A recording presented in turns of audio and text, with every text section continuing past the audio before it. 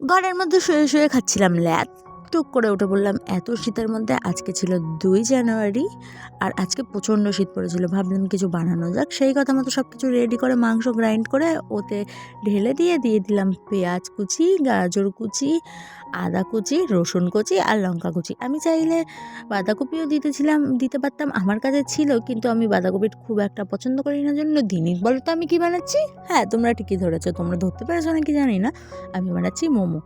বেশি টাইম নেই হাতে, তাড়াতাড়ি করতে হবে সব কিছু, তাই তাড়াতাড়ি ময়দা মেখে নিয়ে ওটা ডো করে নিয়ে ওটা সেকেন্ডের মধ্যে বেলেও দিলাম। এই সেকেন্ডের মধ্যে করাটা আমার অনেকক্ষণ লেগে গেছিলো। আর ওইগুলো সব কিছু ভিডিও করতে পারিনি, তার কারণ আমি একা ছিলাম, আমার সাথে কেউ ভিডিও করে দেওয়ার মতো ছিল না। তারপরে আমি এটা করবো স্টিম, আমি স্টিম করিনি, আমি করেছি ডাইরেক্ট বয়েল, বিকজ আমার কাছে টাইম ছিল না। আমি ডাইরেক্ট বয়েলে বসিয়ে দিয়েছিলাম। আমার এটা 15 মিনিট করার দরকার ছিল, আমি 20 মিনিট করে ফেলেছিলাম জন্য